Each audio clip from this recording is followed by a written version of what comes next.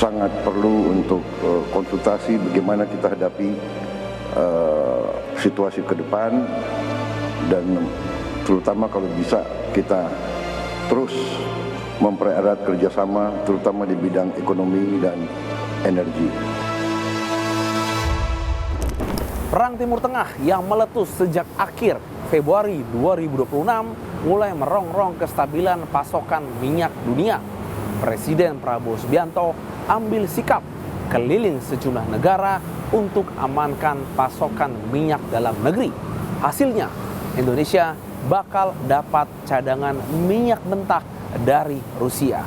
Saya Junah Monangan, inilah ulasan Istana.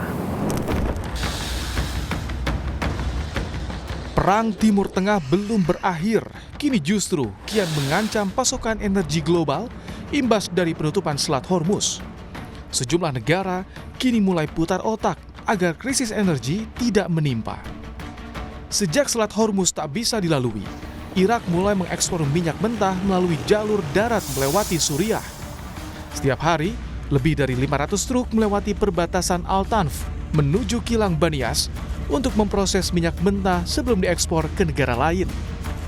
Opsi lain ditempuh Jepang. Untuk menjamin pasokan minyak, pemerintah Jepang Jumat pekan lalu menyatakan akan melepaskan cadangan minyak nasional setara 20 hari konsumsi mulai awal Mei mendatang. Langkah ini diambil untuk merespons krisis energi dan terganggunya pasokan minyak dari kawasan Timur Tengah.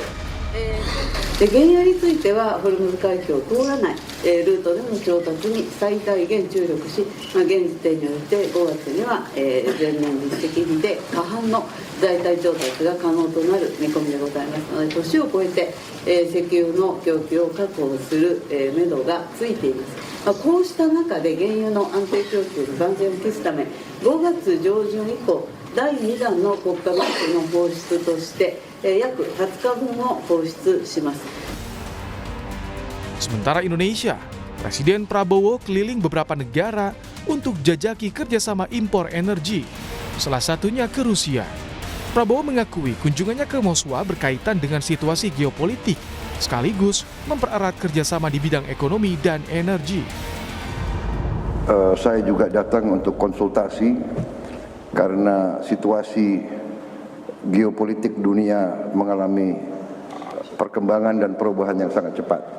Kami memandang bahwa Rusia telah berperan sangat positif dalam menghadapi kondisi geopolitik yang penuh ketidakpastian ini. Karena itu kami merasa sangat perlu untuk konsultasi bagaimana kita hadapi situasi ke depan, dan terutama kalau bisa kita terus mempererat kerjasama terutama di bidang ekonomi dan energi. Temuan Prabowo dan Putin ditindaklanjuti melalui pertemuan antar menteri. Menteri SDM Bahlil Lahadalia menyampaikan, Indonesia sepakat kerjasama dengan Rusia untuk proses impor minyak mentah dan LPG. Diharapkan, kesepakatan ini bisa mengamankan cadangan minyak nasional. Dan alhamdulillah, apa yang sudah menjadi kesepakatan itu kita mendapatkan hasil yang cukup baik, di mana kita bisa mendapatkan cadangan crude kita untuk kita nambah. Di samping itu juga kita akan bisa mendapatkan LPG, dan ini dilakukan secara G2G maupun B2B, yang padanya kemudian ini akan menjadi kepastian daripada cadangan minyak kita, khususnya crude dan LPG di Indonesia. Indonesia perlu mengambil langkah strategis mencari sumber penghasil minyak baru, menyiasati pembatasan distribusi minyak mentah melalui Selat Hormuz. Rusia menjadi jalan alternatif setelah Amerika Serikat mencabut sementara sanksi minyak Rusia. Dalam memenuhi kebutuhan konsumsi nasional, Indonesia mampu memproduksi minyak mentah hingga 605.000 barel per hari. Namun angka ini masih jauh dari jumlah konsumsi minyak nasional yang mencapai 1,4 juta barel per hari. Ekonom Universitas Indonesia, Telisa Aulia mengingatkan agar pemerintah tidak hanya melakukan diversifikasi negara pengimpor minyak, namun juga memaksimalkan penggunaan energi baru terbarukan. Diversifikasi ke negara-negara impor eksportir migas ini juga tentu sangat diperlukan. Kita harus mencari sumber-sumber lain yang jalurnya relatif lebih aman seperti itu. Tapi kan tidak bisa itu aja, nggak cukup. Yang kedua kan harus diversifikasi dari sumber daya domestik sendiri, terutama untuk energi baru terbarukan.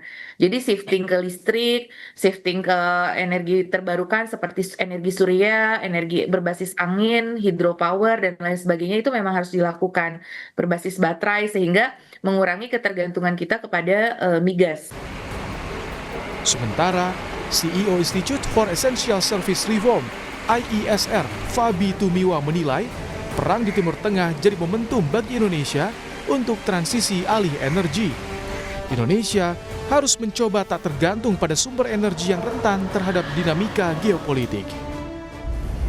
Ya, menurut saya ini kesempatan ya.